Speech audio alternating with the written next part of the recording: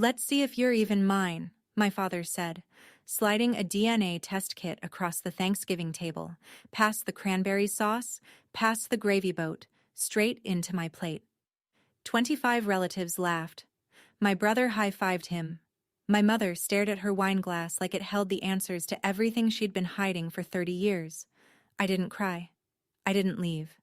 I picked up the kit, looked my father in the eye, and said one word. Okay. 3 weeks later, the results came back. I emailed them to every single person at that table. My mother fainted. My father dropped his fork. Because the test proved I was his only biological child, and the golden boy he'd given everything to wasn't his at all. But I'm getting ahead of myself. Before I go on, please take a moment to like and subscribe, but only if you genuinely connect with this story. And drop a comment.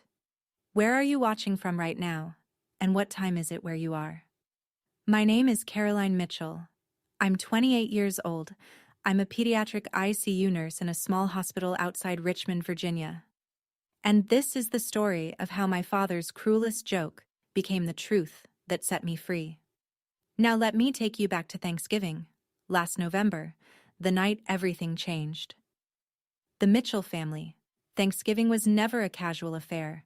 My father, Richard Mitchell, Rick to everyone who feared him and pretended not to, hosted it every year at the house on Briarwood Lane, a 4,000-square-foot colonial he'd built with his own crew back in 2003. That was the thing about Dad. Everything he owned, he made sure you knew he'd earned it.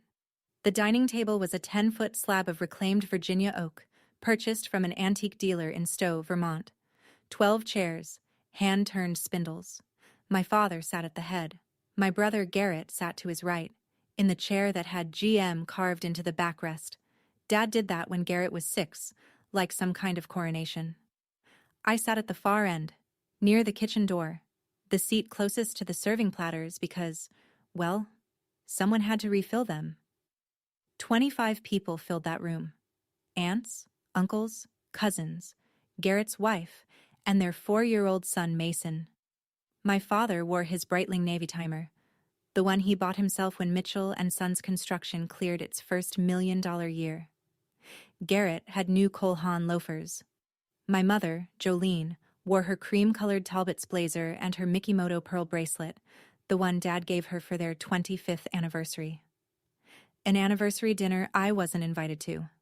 I wore a cardigan I'd had since nursing school. Gray, pilled at the elbows. Here's the thing you'd notice if you looked at the Mitchells gathered around that table. Every single one of them was blonde. Sandy blonde, honey blonde, platinum blonde. And then there was me. Auburn hair, reddish in the light, dark enough to stand out in every family photo like a typo in a legal document. My father had spent 20 years treating that typo like proof, but Thanksgiving this year, Dad brought something to the table that wasn't on the menu. Let me give you 20 years in 60 seconds. When I was 8, I made a Father's Day card. Construction paper, glitter glue, the works. I wrote, "To the best dad in the world," in my very best cursive. He opened it at the breakfast table, read it, and tore it in half, right down the middle. "I'm not your dad," he said. Then he went back to his eggs. I was 8. When I was 14, Dad enrolled Garrett in St. Andrew's Prep. $12,000 a year, blazers and ties, the whole production. I went to Hopewell Public. When Aunt Brenda asked why, Dad said it out loud, right there at Sunday dinner. Why would I invest in something that might not even be mine? I sat 3 feet away.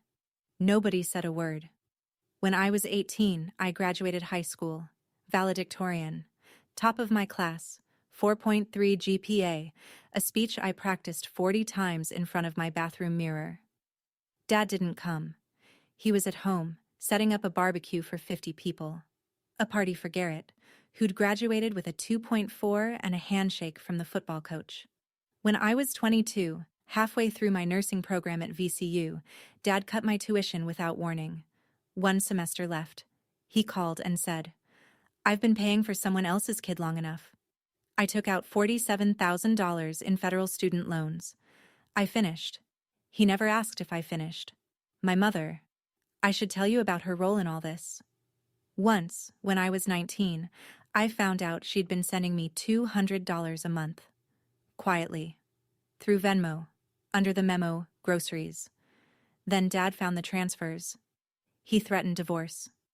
She stopped. My father didn't hate me.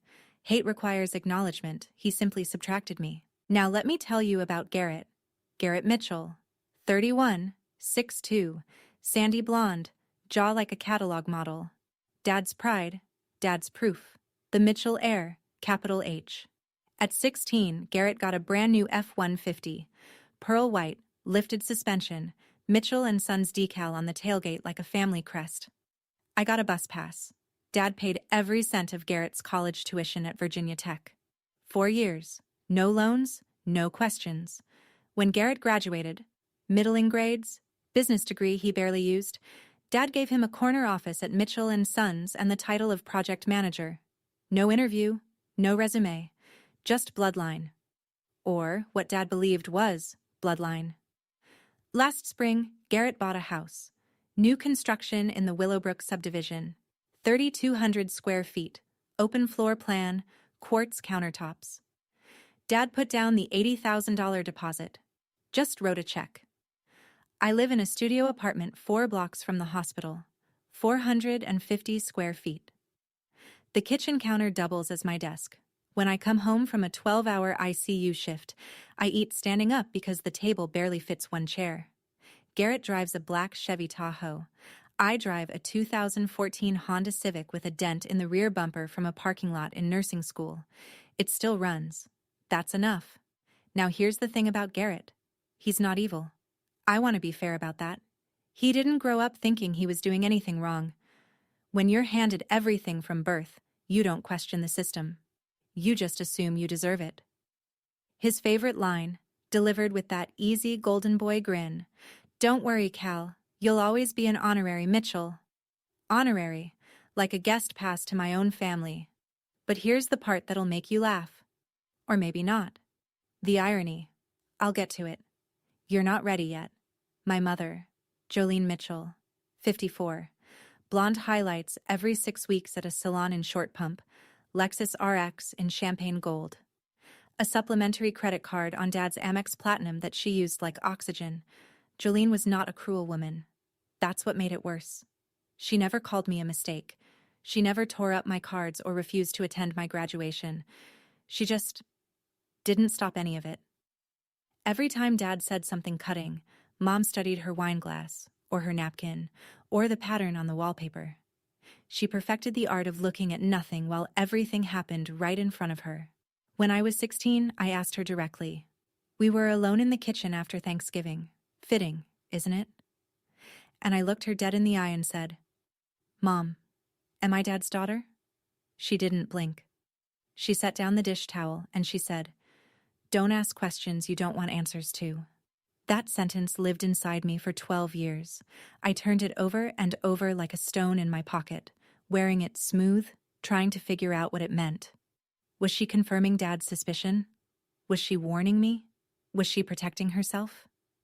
It took me 12 years to realize the answer was the third one. Mom lived well. The Briarwood house, the Lexus, the Mikimoto bracelet, the country club membership, the annual trip to Hilton Head. All of it depended on one thing, Rick Mitchell staying married to her. And Rick Mitchell would only stay married to her as long as certain questions stayed unasked. One evening, about a month before Thanksgiving, I stopped by the house to pick up a box of old family photos.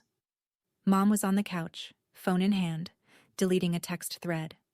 She closed it fast when she saw me. Too fast. I didn't ask who it was. Not then.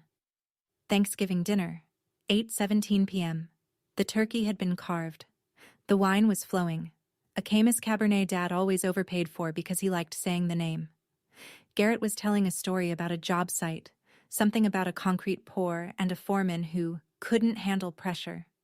Dad laughed with his whole chest. Mom smiled on cue. I was passing the sweet potatoes when Dad stood up. He tapped his knife against his glass. The room quieted. 25 faces turned toward him, and I swear he looked like a man about to give a toast at his own coronation. I got a little gift for Callie this year, he said. He reached under his chair and pulled out a box, white and green, a home DNA testing kit. He held it up so everyone could see, then slid it down the table toward me. It knocked against my water glass. Let's see if you're even mine. The room erupted. Laughter. The loud, relieved kind that comes when people are uncomfortable, but choose the easy side. Uncle Dennis chuckled into his bourbon. Aunt Brenda looked away. Garrett slapped the table. Savage, Dad. Jolene went white. I watched her fingers tighten around the stem of her glass until I thought it would snap. But she didn't say a word. She never did. I picked up the box. The room got quiet again. A different quiet. I looked at my father. His eyes were bright with amusement. He expected tears, I think. Or maybe a door slam. 20 years of data told him I'd crumble. Okay, I said. That's all. Just, okay. I put the kid in my bag. I finished my dinner. I said goodnight to Aunt Brenda. I drove home to my studio apartment, alone, in my dented Civic. And I sat at my kitchen counter and opened the box. It wasn't what I needed. A consumer ancestry kit tests ethnicity, not paternity. But it gave me the idea. That same night, I ordered a paternity test from an AABB-accredited laboratory. Real chain of custody, real results, results that mean something. I needed 2 samples. Mine was easy. A cheek swab, sealed, labeled. Rick's? He'd left something behind. On the chair where I'd been sitting, his monogrammed handkerchief. Linen. Initials RAM in navy thread. He'd used it to dab wine off his chin and tossed it aside without a thought. I sealed it in a plastic bag. Mailed both samples the next morning. Nobody knew. You wanted the truth, Dad. So did I. The group chat lit up before I even got out of my scrubs the next morning.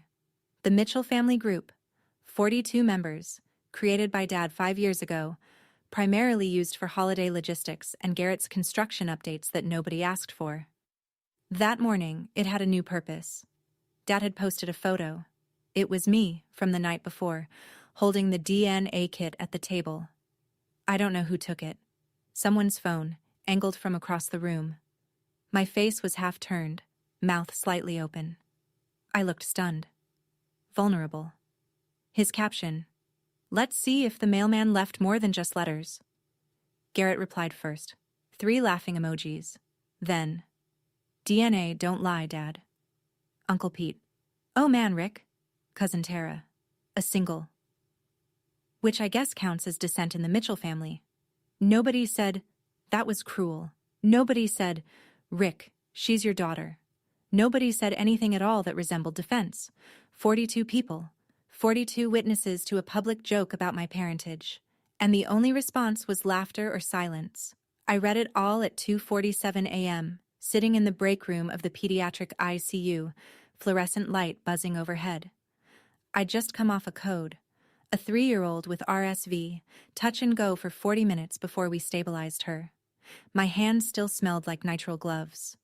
And there it was, on my phone, between a notification about my student loan payment and a weather alert. I screenshotted every message, every emoji, every silence. Dana Reeves, my coworker, my closest friend, the only person at that hospital who knew about my family. She saw my face when I put the phone down. She didn't ask what was wrong. She just looked at me and said, "Get the facts, Callie. Then let the facts do the talking." I locked my phone. I went back to my patient. The lab had my samples. The clock was ticking. 3 weeks before Christmas, my phone rang. Dad. No greeting. No warmth. Just, "Christmas is for family. You know where you stand." He hung up before I could respond. 16 seconds. I know because I checked the call log afterward, staring at it like the number might explain something the words didn't. Garrett texted an hour later.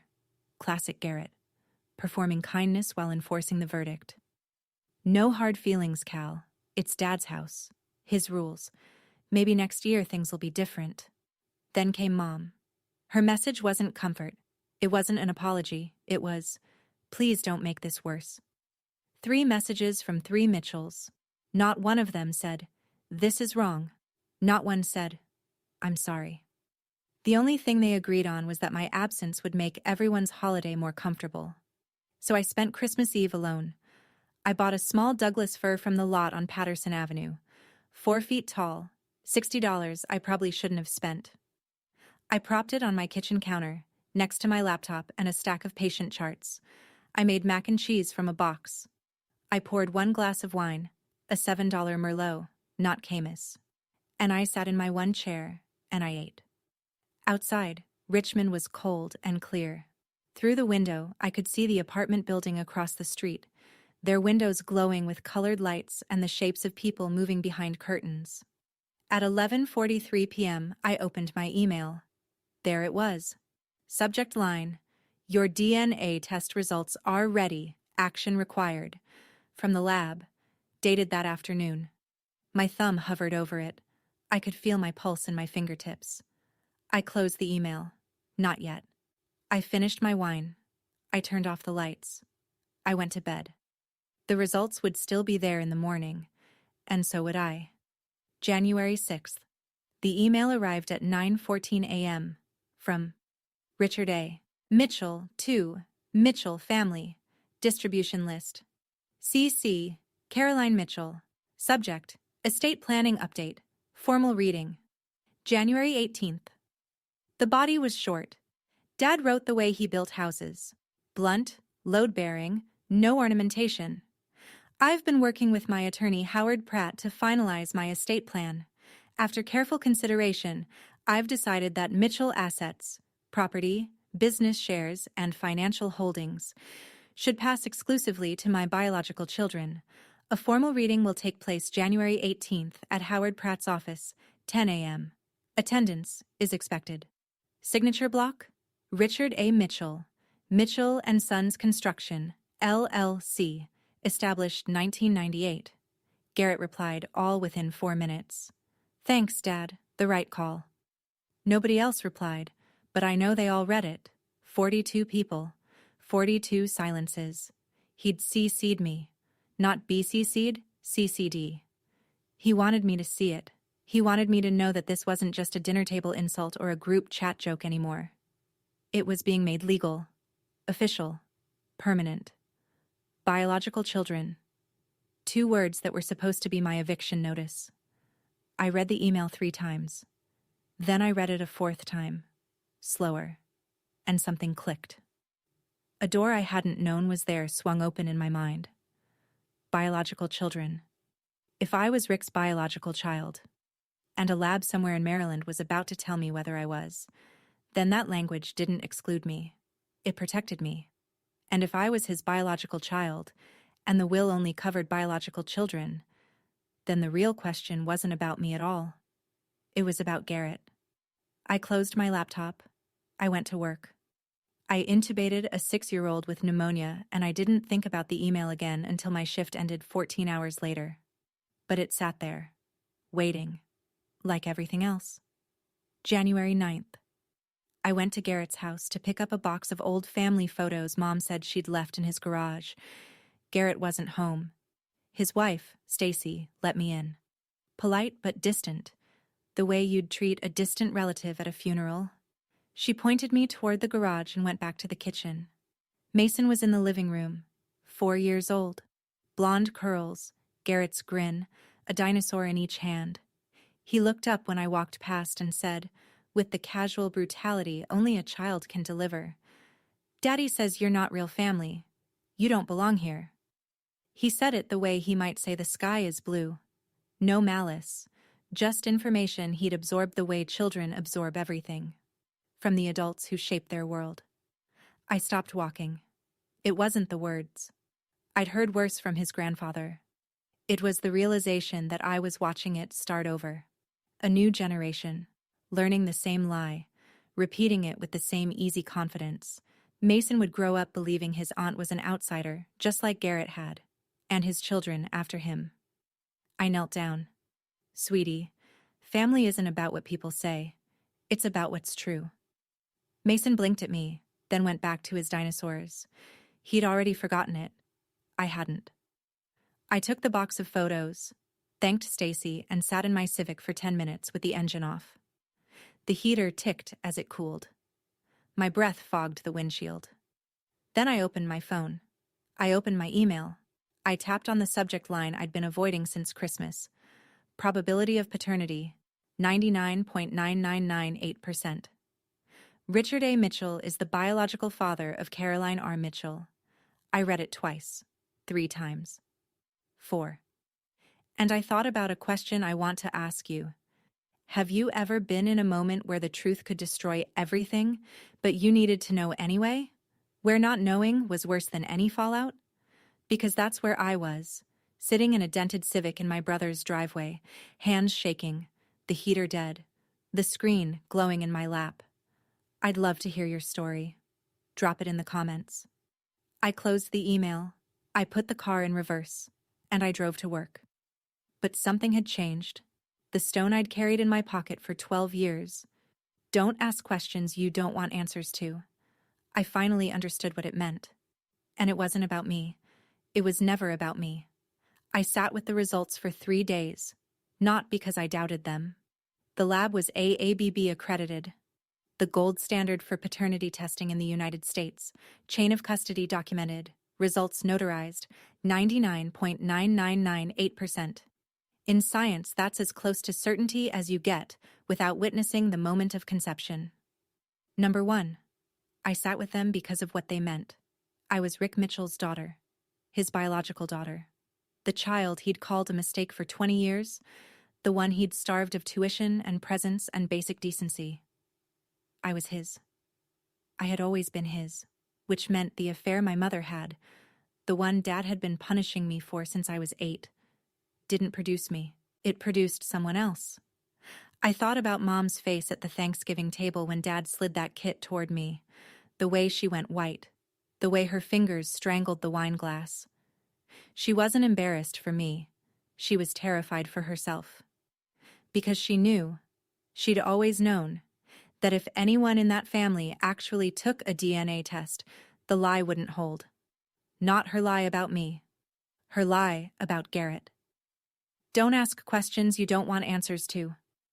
She wasn't protecting me from a painful truth.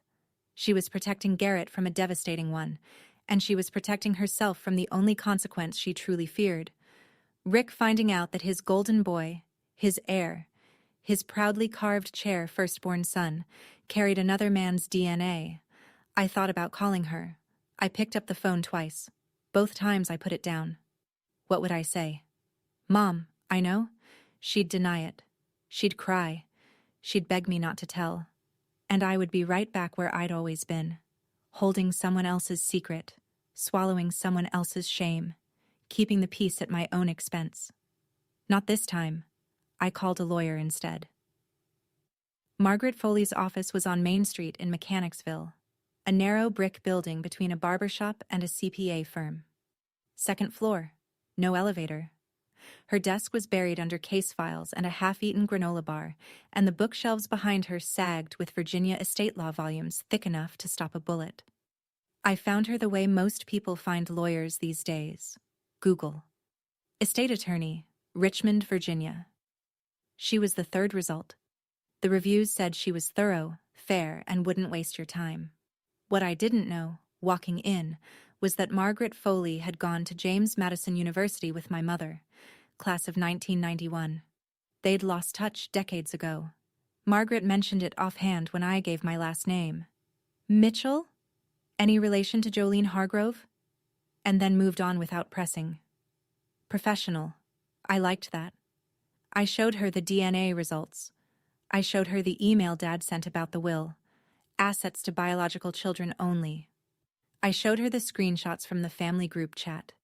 She read everything twice, drank her coffee black, and didn't speak until she was done.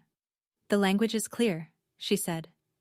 If his will states that assets pass to biological children, and you can prove you're his biological child, you have a legal claim. A strong one. And if someone else in the family isn't his biological child? She set down her coffee. Then, under the exact language your father chose, that person would have no claim at all. Silence. You'd need more than a home test for court, she continued. But here's the thing. You may not need court. Once your father sees these results, he's going to demand a retest. And when he does, he'll test everyone. That's how men like him operate. They don't stop digging until the ground swallows them. I nodded.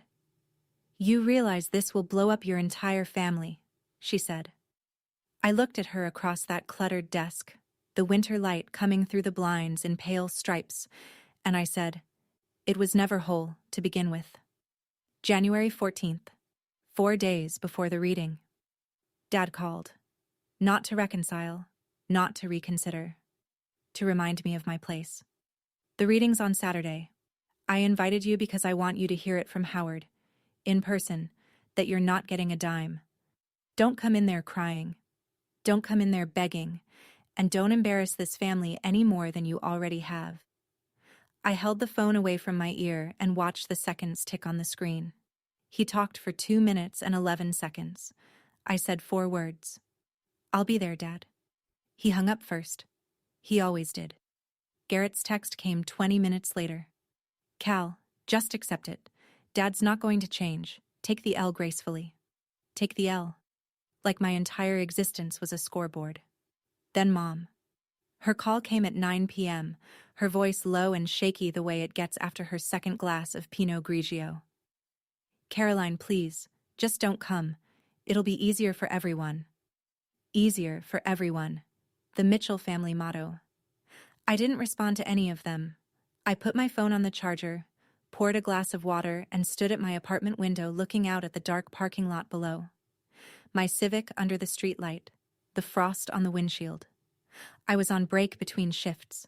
In 6 hours, I'd be back in the ICU checking ventilator settings on a child who weighed less than my winter coat. I'd be calm, precise, necessary. I'd make decisions that mattered, measured in oxygen levels and heart rates and milligrams.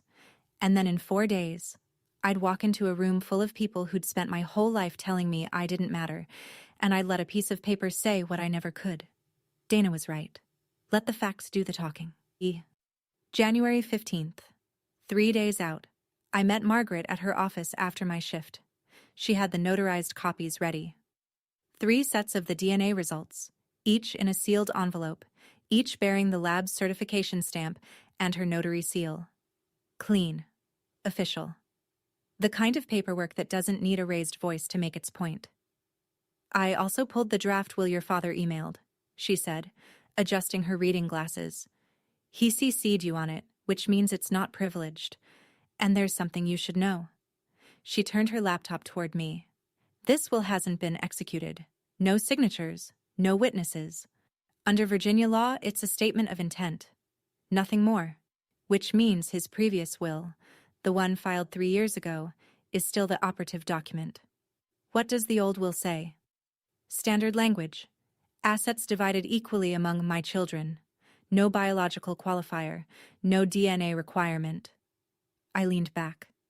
So, even if he tries to sign the new one, if he signs it, and it holds up to challenge, it says biological children only, and we both know what that means for you. She paused. Either way, Caroline, you're protected. The old will includes you. The new will, if he's foolish enough to sign it, includes only you. She let that sit. I drafted an email that night. Recipients. Every address in the Mitchell family distribution list. Attached. The DNA results. Subject line left blank for now. I saved it in my drafts folder and closed my laptop. Plan B. Just in case. The next morning, I did something I hadn't done in years. I went shopping. Not at a thrift store, not at Target. I drove to a consignment boutique in Carytown and bought a navy blazer, tailored trousers, and a pair of leather Oxford shoes. $140 total, more than I usually spent on clothes in 3 months. Dana helped me practice that evening. Not what to say, what not to say. You don't owe them an explanation, she told me over reheated hospital cafeteria soup. You walk in, you sit down, you wait for the right moment, and you put the envelope on the table. That's it. Let the paper talk. I nodded. For the first time in 20 years, I wasn't walking into a Mitchell family event hoping to survive it. I was walking in prepared. January 17th, the night before. I couldn't sleep. Not from fear. Not exactly. It was something closer to vertigo. That feeling when you're standing at the edge of a high place and your body knows before your brain does that everything on the other side will be different. I sat on my bed with a shoebox of old photos. Most of them were from before Dad decided I wasn't his. There was one I kept coming back to. Me at 5 years old, sitting on his lap in the backyard. Both of us laughing. His arms around me, my head tipped back. The sun behind us. That was the last time he held me. I was 5. I don't remember what was funny. I just remember feeling safe. I stared at that photo for a long time. Tomorrow, I would walk into a room and end my family as it existed, not destroy it. It was already destroyed, had been for 20 years. We just hadn't admitted it. But end the version of it that everyone had agreed to perform. The version where Dad was the righteous patriarch, where Garrett was the worthy heir, where Mom was the loyal wife, where I was the mistake. All of it, done, because of a piece of paper in my bag. I called Dana at 11. Am I doing the right thing? She didn't hesitate. Are they doing the right thing to you? Silence. Callie, that man humiliated you in front of your entire family on a holiday. He's trying to legally erase you. Your brother treats you like a footnote. Your mother watched all of it and chose her comfort over your dignity. For 20 years. She took a breath. You didn't start this. You're just the one brave enough to finish it. I hung up. I opened my laptop. The DNA results glowed on the screen. 99.9998%. I closed it. I placed the notarized envelope in my bag, the navy tote I'd bought to match the blazer, and set it by the door. I turned off the light. I didn't sleep. But I was ready. January 18th, 9:47 a.m. Howard Pratt's office was in a red brick professional building on Broad Street, the kind of place that smelled like old carpet and authority. Second floor. Berber carpet, walnut wainscoting, framed diplomas arranged with surgical precision. I arrived 13 minutes early. Deliberate. I wanted to be seated before anyone else walked in. The conference room was long and narrow. A walnut table, 12 leather chairs, a window overlooking the parking lot. Howard Pratt's assistant offered me water. I took it, set it on a coaster, set my bag on the floor beside my chair, the envelope inside. They arrived in clusters. Uncle Dennis and Aunt Brenda first, quiet, nodding at me with the careful politeness of people who know something is about to go wrong. Then cousins I hadn't spoken to since last Thanksgiving. Then Garrett and Stacy, Garrett in a sport coat that probably cost more than my rent, Stacy in heels clicking on the hardwood. 15 people total. Not the whole family, but the ones who mattered. The inner circle. Dad came in last. Of course he did. Rick Mitchell didn't enter a room. He occupied it. Charcoal blazer, starched white shirt, the Breitling catching the overhead light. He sat at the head of the table. Garrett slid into the chair at his right. Mom sat to his left, eyes already red-rimmed, fingers working the clasp of her Mikimoto bracelet like a rosary. Dad saw me and paused. Surprised you showed up, he said. I didn't answer. I folded my hands on the table. I was wearing the navy blazer, the tailored trousers, the leather Oxfords. My hair was pulled back. No earrings. No makeup except a clean line of red lipstick, because Dana had told me, half joking, armor comes in all forms. Howard Pratt entered with a leather binder. He sat at the opposite end from Dad, cleared his throat. This is a formality, Callie, Dad said across the table, loud enough for the room. You're here as a courtesy, nothing more. I met his eyes. I said nothing. Howard opened the binder. Howard Pratt was a careful man. Mid-60s, wire-rimmed glasses, the kind of lawyer who read every clause aloud because he'd once seen what happened when someone didn't. He opened the binder, adjusted his glasses, and began. This document represents the stated testamentary intentions of Richard Allen Mitchell, prepared in consultation with this office, dated January 3rd of this year. Skip the preamble, Howard, Dad said. Get to it. Howard glanced at him, then nodded. He flipped a page. Article 4, Section 1, Distribution of Assets.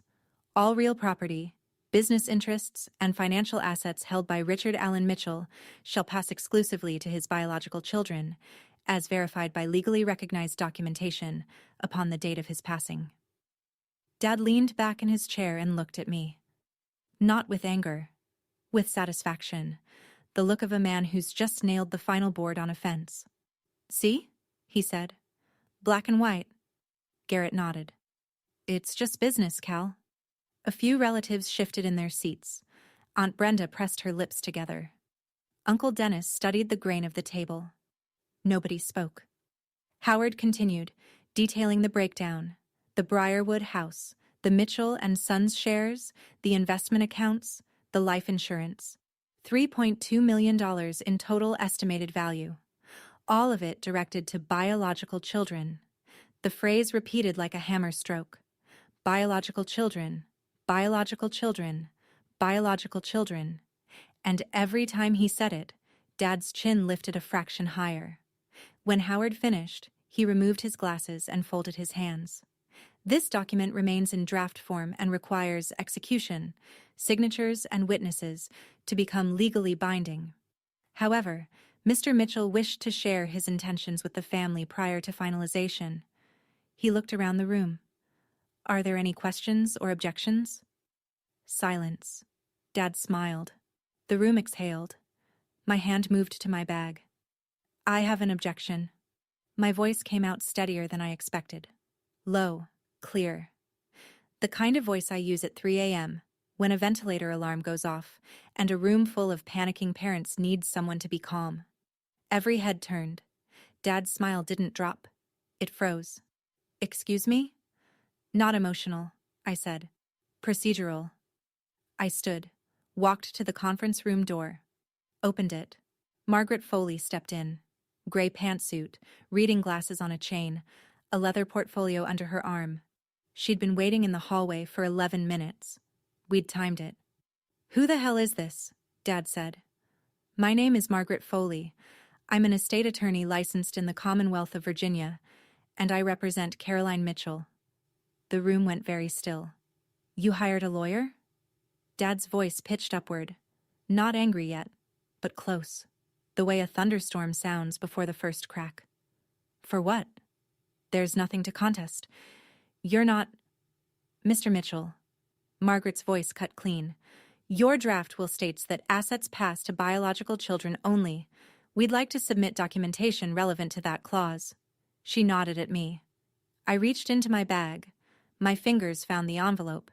Smooth, sealed, the notary stamp slightly raised under my thumb. I'd carried it for 3 days. It weighed almost nothing. It weighed everything. I set it on the table, centered, right between the water pitcher and the leather binder. 15 people stared at it. Mom's breathing changed. I could hear it from across the room. Shallow, fast, the way patients breathe when they know bad news is coming before the doctor opens their mouth. I looked at my father. You wanted to know if I was yours, Dad. You asked me at Thanksgiving. In front of the whole family, you gave me a DNA kit. You made it a joke. I pushed the envelope 1 inch toward him. I took the test.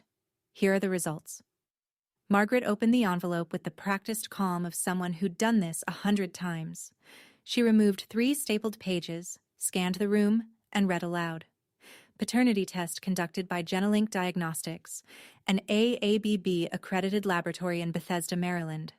Test subjects: Richard Allen Mitchell, alleged father; Caroline Rose Mitchell, child.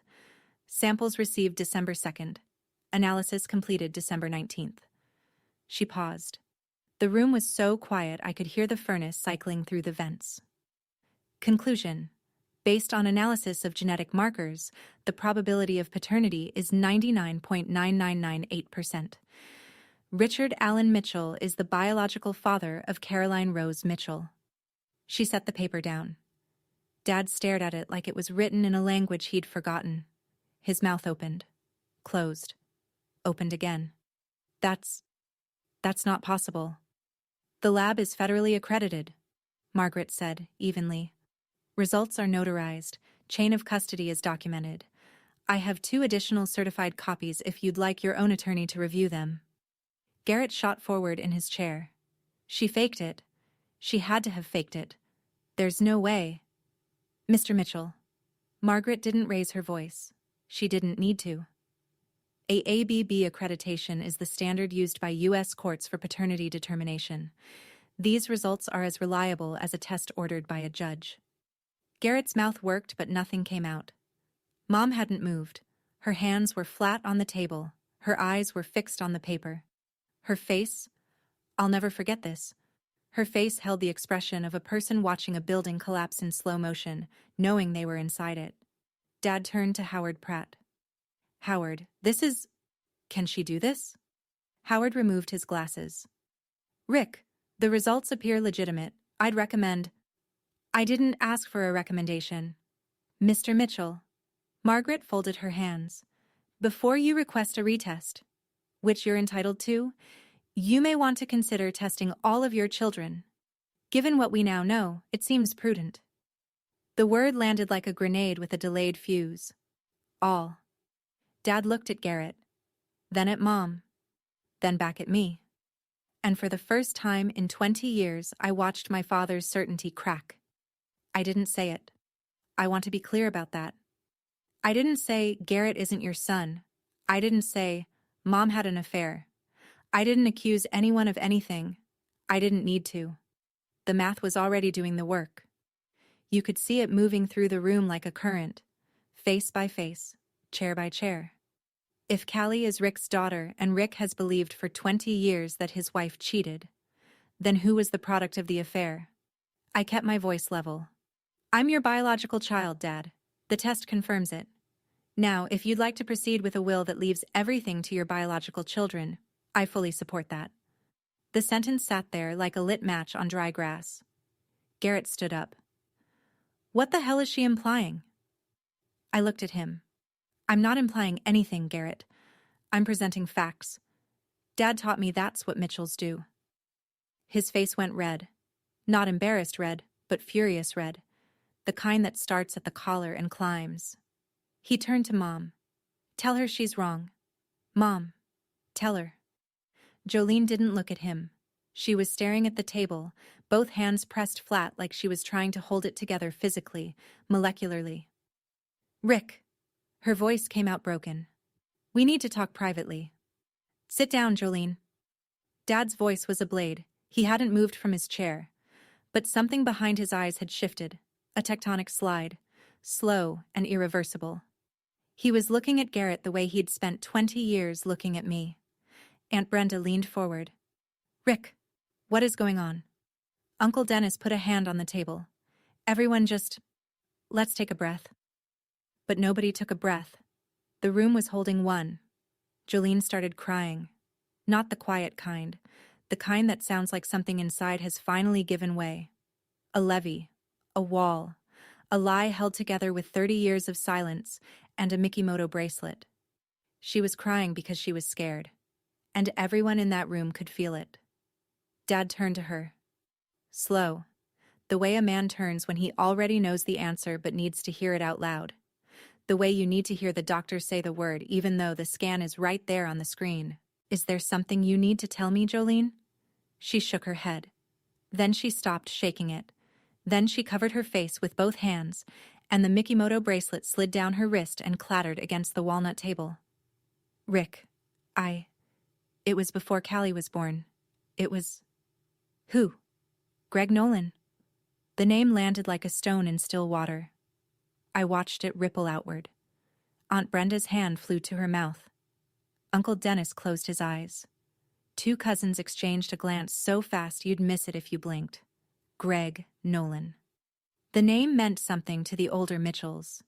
He'd been a subcontractor for Mitchell & Sons in the early 90s. Framing crew, back when Dad was still building the business out of a pickup truck. He'd been around the family, around the house, around Jolene. It was one time, Mom whispered. One time, Rick. Early 94. You were gone for 3 months on that Chesapeake Bay project, and I was alone. And early 94. Dad's voice was flat, mechanical. He was doing the math. Everyone was doing the math. Garrett was born in October of 1994. The room understood before Garrett did. I could see it in their faces.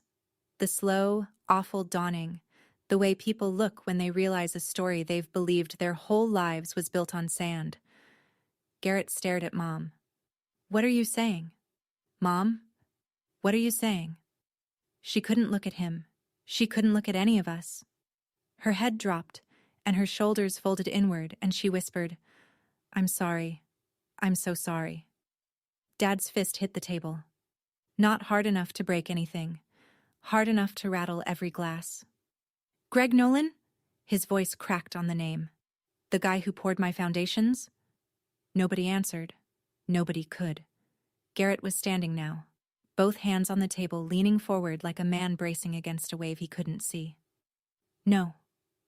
His voice was high, tight, stripped of every ounce of golden boy ease. No, that's a lie. Dad, tell her she's lying. Tell her. Dad didn't tell her anything.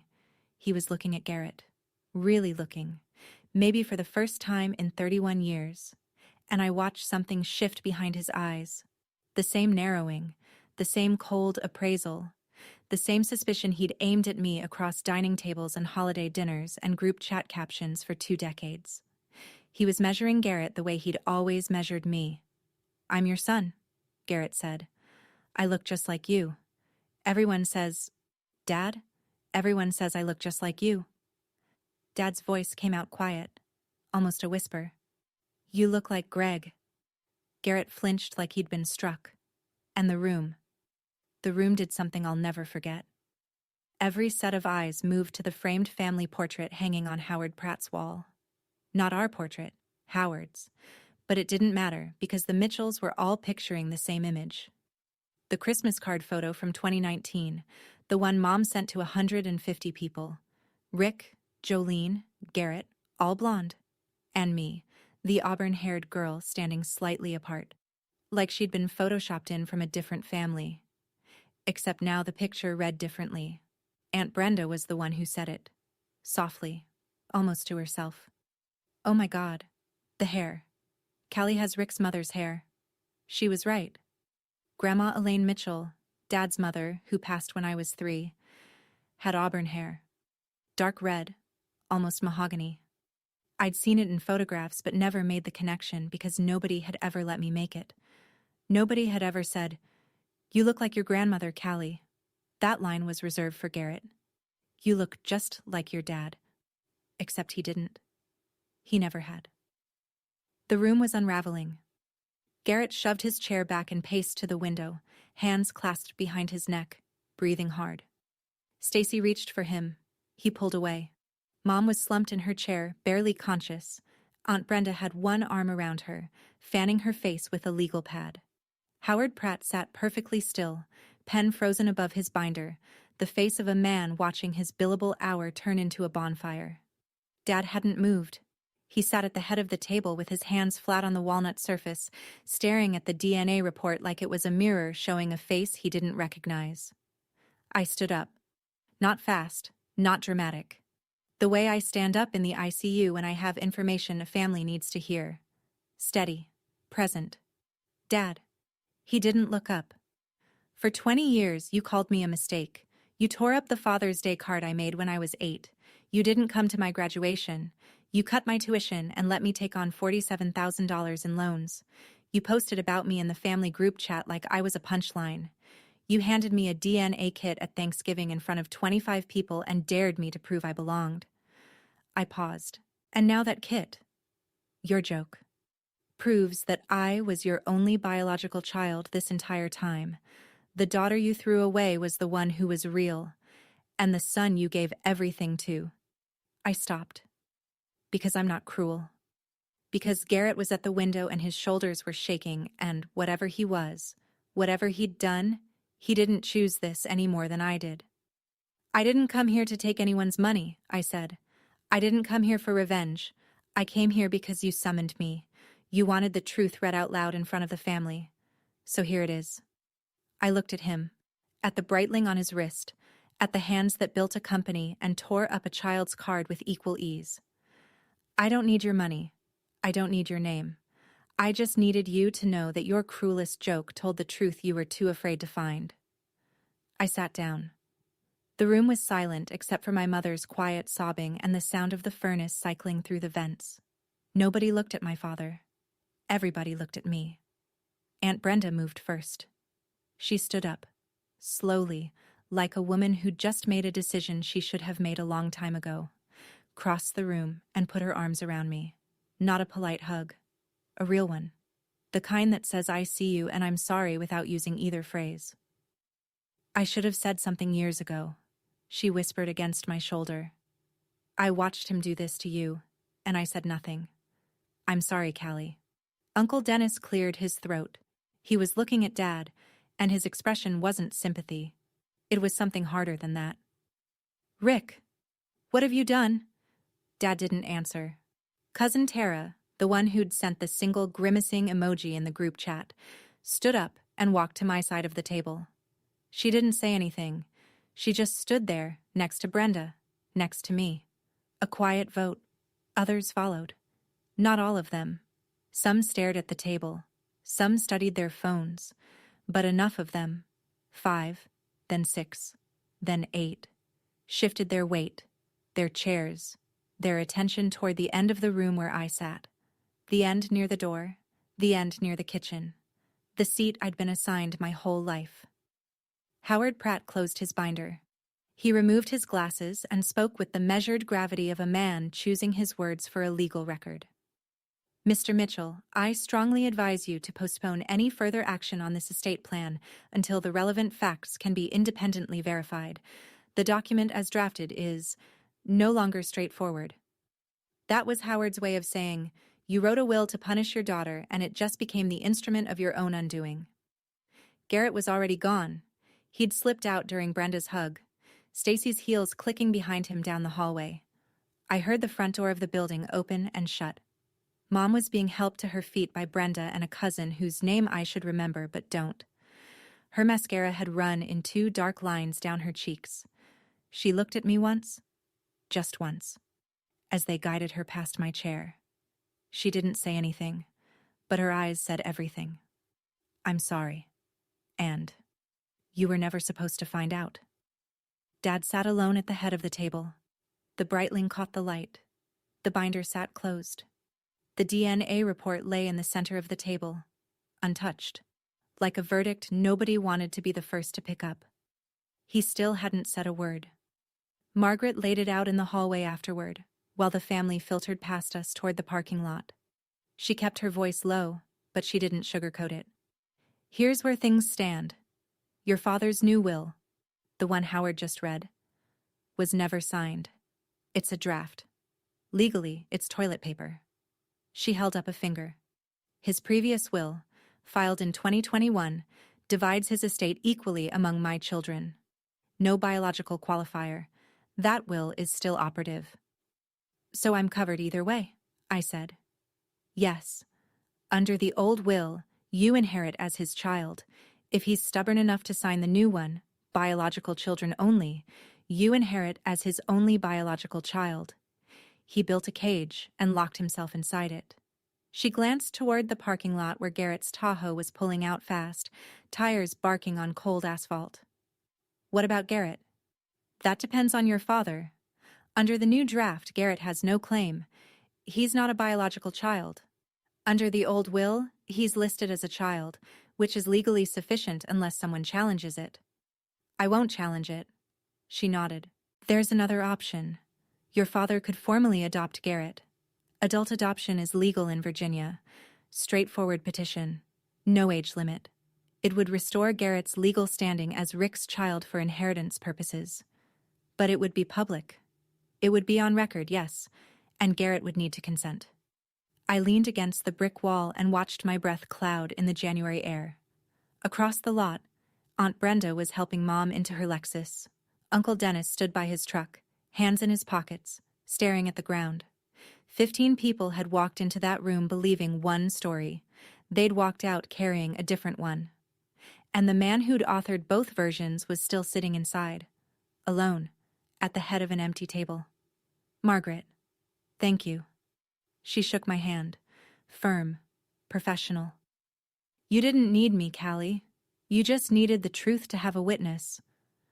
I went back inside. The conference room was empty, except for Dad. Howard had left, tactfully, I'm sure, with a brief and billable goodbye. The leather binder was gone. The water pitcher was still there, condensation pooling on the walnut. Dad sat at the head of the table. His hands were in his lap now. The Breitling had slid down his wrist loose, like he'd lost weight in the last 30 minutes. His eyes were red but dry. He wasn't crying. I don't think Rick Mitchell had cried since Reagan was in office. I sat down across from him. Not at the far end. Not near the kitchen door. I pulled out a chair 2 seats away and I sat, and I waited. It took him almost a full minute. Did you know? He finally said. Before the test. Did you know about Garrett? No, I said. I just didn't run this time. He nodded. Slow, like the motion hurt. Another silence. Longer. The furnace kicked on again, and the vents exhaled warm air across the room. I owe you, he started. You owe me nothing I want to take. He looked at me then. Really looked. Not the dismissive glance across a dinner table. Not the cold appraisal of a man cataloging evidence. He looked at me the way I imagine he looked at that photograph. The one of me at 5, on his lap, laughing, before he decided I didn't belong. But you owe me an apology, I said. In writing, sent to the same people who watched you humiliate me. The group chat, the email list, every person who laughed at that DNA kit joke. He opened his mouth. I'm not asking you to love me, Dad. I'm asking you to correct the record. He closed his mouth. He stared at the table. I stood up, collected my bag, and walked out of Howard Pratt's office into the January cold. The sky was white. The air tasted like frost. My Civic was the oldest car in the lot. I got in. I turned the key. The engine coughed, then caught. I drove to the hospital. I had a shift in 2 hours. 1 week later, Garrett called. I was in the break room, eating a granola bar between patients when his name lit up my phone. I almost let it go to voicemail. Garrett had never once called me with good news, but something in me, maybe the same something that made me say, okay, at the Thanksgiving table, told me to pick up. I did it, he said. No greeting, no preamble. His voice sounded scraped hollow, like a man who'd been yelling into an empty room. I took the test. Went to a lab in Henrico. Got the results this morning. I set down the granola bar. 0%, he said. Richard Mitchell is not my biological father. Probability, 0. I listened to him breathe. In, out. The sound of a man recalibrating 31 years of identity in real time. Did you know it was me? He asked. When you walked in there with that envelope. Did you know? No. I only knew it was me. Silence. I called you Honorary Mitchell your whole life, he said. His voice cracked on the word honorary. I said it like a joke.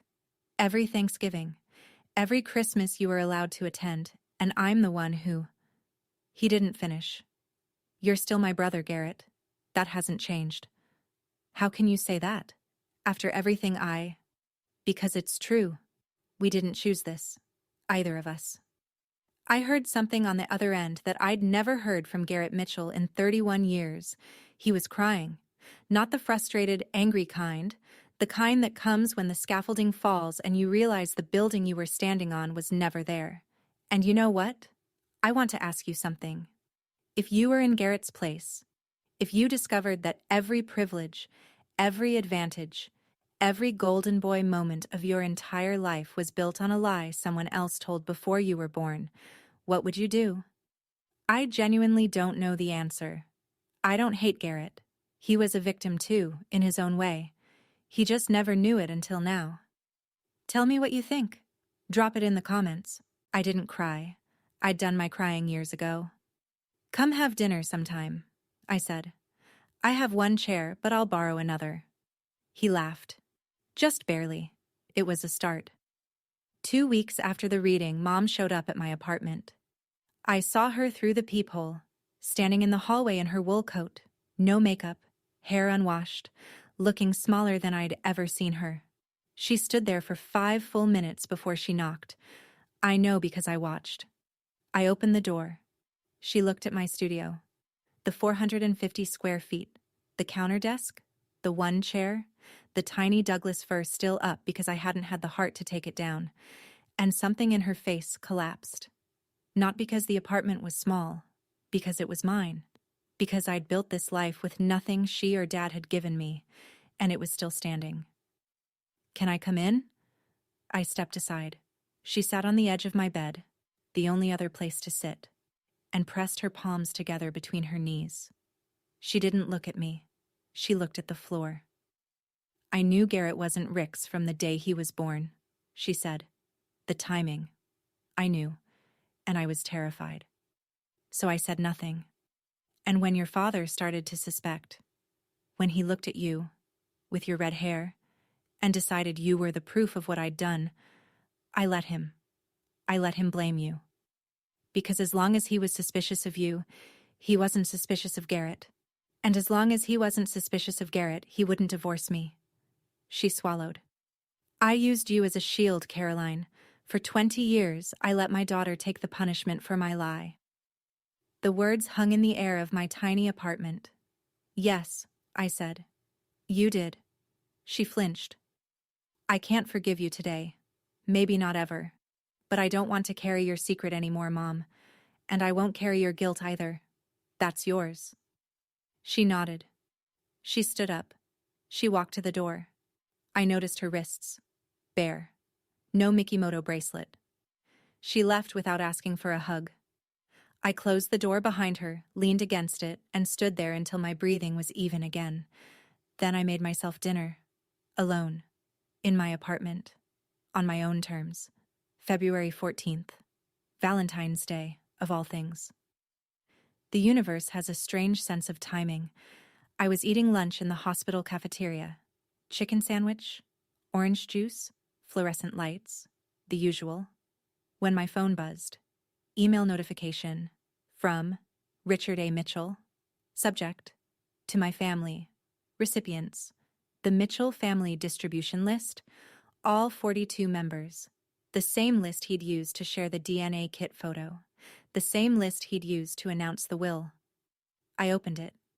To my family, I have spent 20 years treating my daughter Caroline as though she did not belong.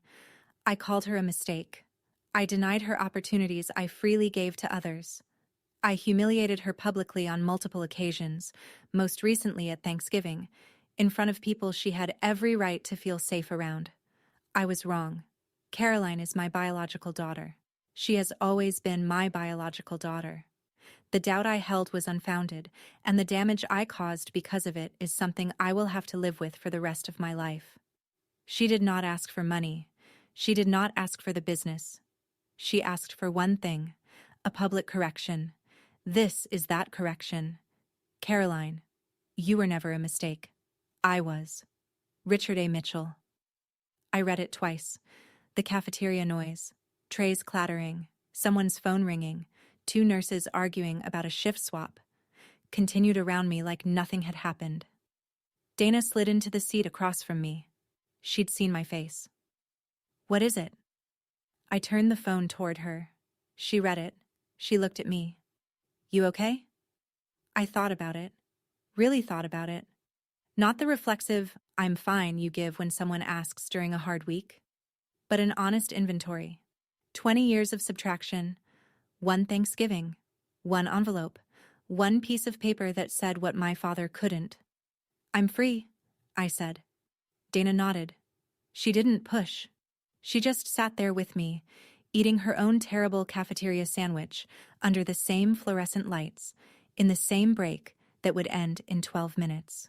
It was the most ordinary moment of my life, and it was enough. Margaret called in early March. Your father wants to revise the will. New language. Assets split equally between you and Garrett. He's filing a petition for adult adoption. Garrett agreed to it. Virginia courts process these in a few weeks. It'll restore Garrett's legal standing as Rick's child for all purposes. Good, I said. There's also the question of your share. Roughly $800,000 to $1.6 million, depending on valuations.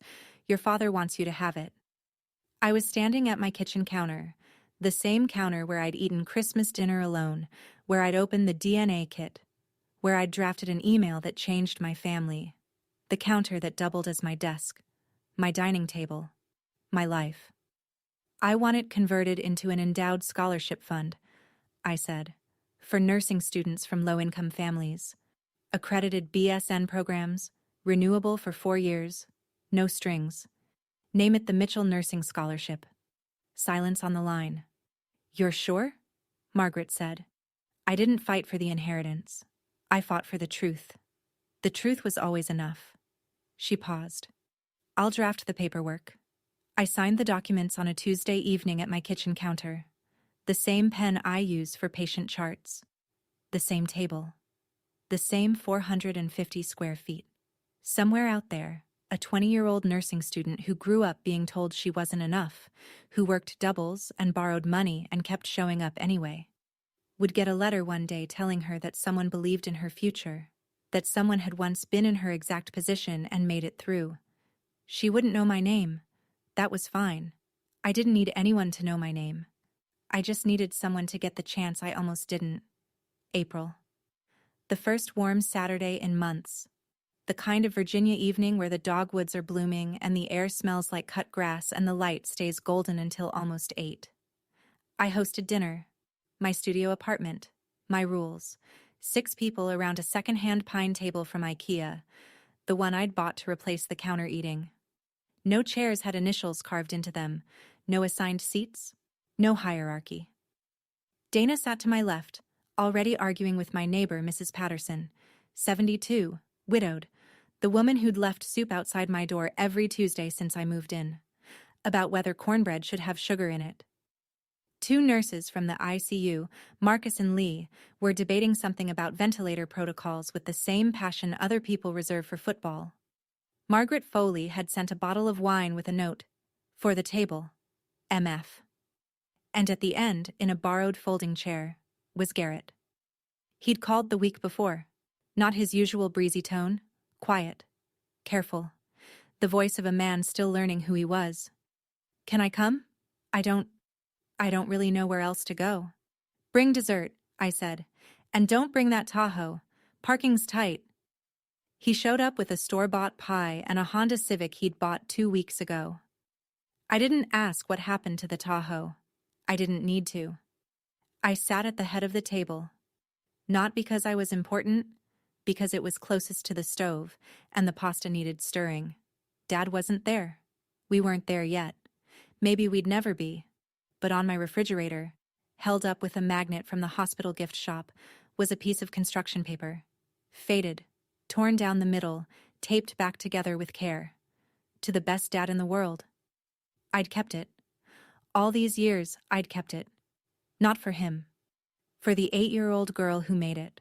She deserved to know it survived. I looked around my table. Dana laughing. Garrett listening. Mrs. Patterson winning the cornbread argument. The evening light coming through the window. Warm and gold and ordinary. Family isn't blood. Family isn't a name on a will. Family is who stays when the truth comes out. And for the first time in my life, every person at my table had chosen to be there. That was enough.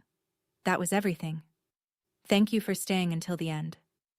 If this story touched something in you, if you've ever been the one overlooked, underestimated, or erased by the people who were supposed to love you first, I want you to know, your worth was never theirs to decide. If you connected with this, please hit like, subscribe, and turn on notifications so you don't miss what's coming next. There's another story waiting for you. Check the link in the description. It might be exactly what you need today. Until next time, take care of yourselves, and take care of each other.